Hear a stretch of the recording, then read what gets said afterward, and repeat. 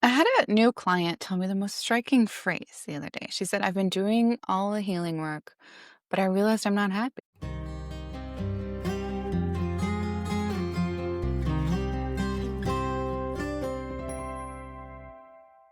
And this is the healer's journey. I'm your host, Inga Brower. And I was so intrigued by this phrase.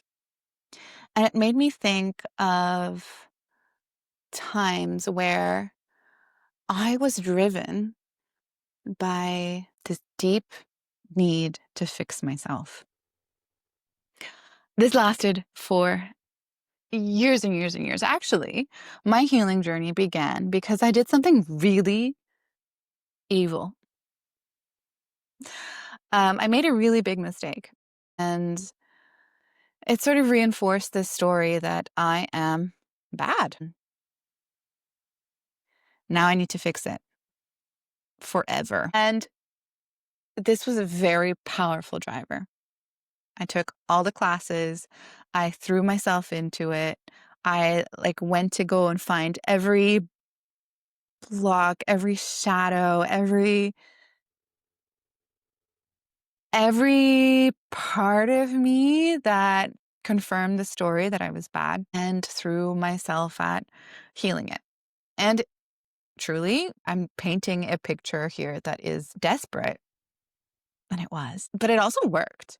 It also really worked because I had to dig so deep inside of myself to find any semblance of self-compassion and love. And Reiki for me was hard because it didn't come naturally to me to connect with love from the universe. I was like, no, you earn love, okay? It's not free, except yes, it is.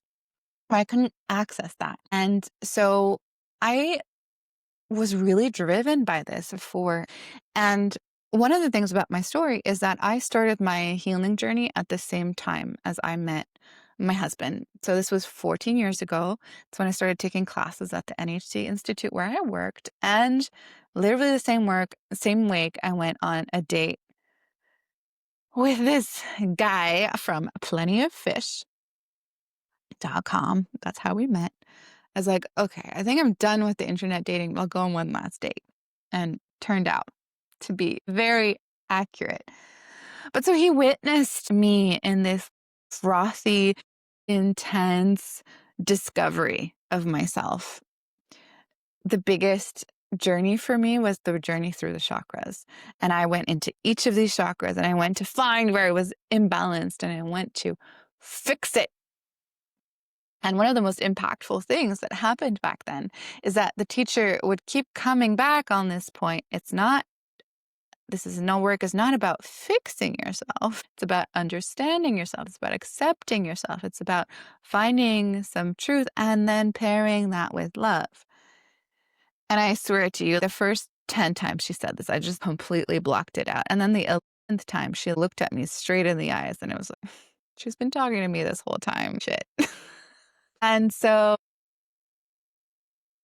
what happened is that I got I got really serious about all of this. But then a couple of years in, we'd get into these, I guess they were fights, but they were just him desperately trying to make me understand that I didn't need fixing, that I didn't need to do one more course, read one more book, et cetera, et cetera, et cetera. And so seeing his desperation in trying to communicate this to me, clearly you're seeing a pattern. If I don't want to understand something, I don't understand.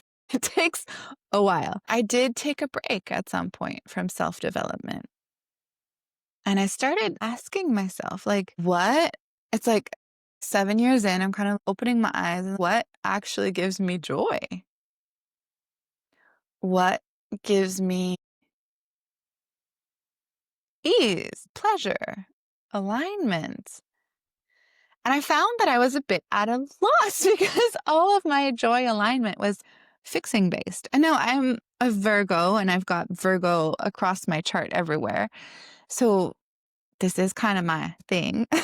It's what I do. But it made me understand that I'd been so in the little wheel, if you will, that I forgot what it was all about. And that's why the client who said this, who was also a Virgo, it struck me because I really remember that. I remember that realization of what is this all about though? And only now, 7 years after that moment, am I truly starting to warm up to the idea that pleasure, that romanticizing the current moment, that luscious experiences, nourishing meals, taking the time for something, essentially luxury, can be an extremely powerful driving force. And I'm not saying that didn't understand this before. I've understood this many, many times. I've experimented with many, many times, but I've been scared to really give myself over to it as well. The block, I'm finally coming to it. The block is I'm doing all this healing work, but I'm not happy. And the desire behind that is to actually enjoy this life. And I don't know if you need to do 6 or 7 years of really intense self-work to get there. I think we can get there sooner. I think we can have the realization early on that we might have a drive to fix ourselves, and we might have a deep shame in ourselves that we're not ready to really excavate, and we need to do a lot of other things in the meantime. We might still have the fixing drive going, the one that's away from pain, that's away from the image in our head of who we think we could be if we don't pay attention. But we might also cultivate a relationship with simple pleasure. What happened for me, I'm going to level it with you a little bit more because this gets a bit complicated and nuanced.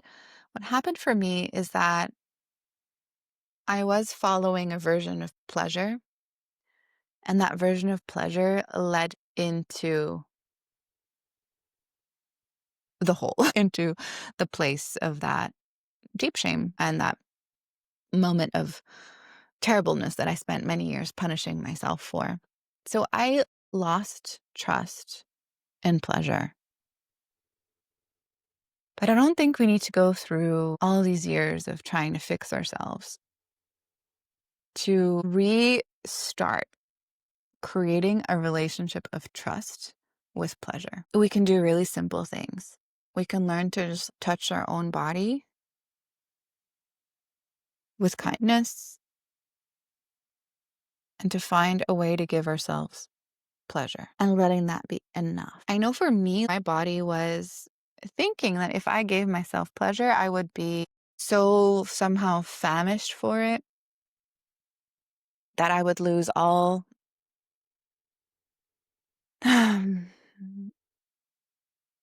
restraint and just run after it. And I think we have that for a lot of things. I think if you check in with your body, you might have that for if I let myself feel my sadness, the sadness will be never ending. If I let myself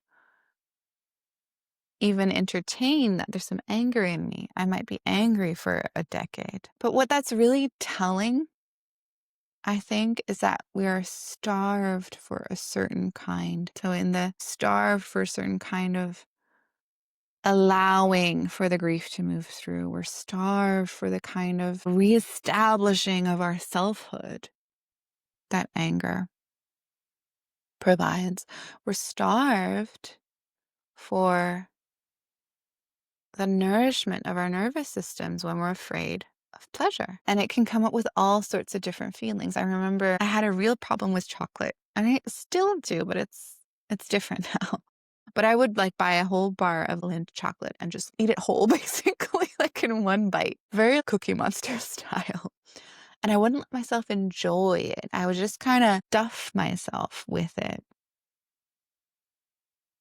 kind of in this resentment. I do so much for others. Why won't anybody see me or notice me. I deserve this. But letting myself truly enjoy it. And when I would try that, I would take one bite of chocolate and enjoy it. It would bring up all these feelings underneath, all of this bubbling, all this fullness in my nervous system. That was a lot. And so I preferred to stuff it. So touching yourself with the intention of providing gentle, nourishing, loving touch. That's one thing you can do. Another one is slowing down enough and having one square of chocolate. Really, really taking it in. You can do the same with a fruit. You can do the same thing on a walk and feeling the breeze on your face. Really letting it in. One of the things this does is expands your nervous system capacity for the good.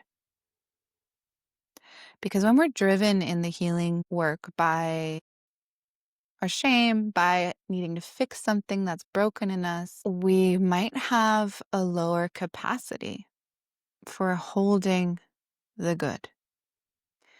And why is this important? Because then when the good arrives, and that inner shame tries to pull us back. So when things get really good, we hit an upper limit.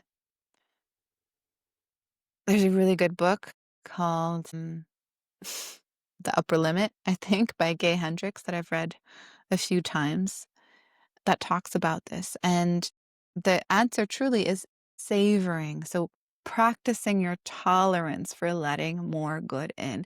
And this matters because when things get a bit too good in the relationship with somebody else, we might start picking a fight.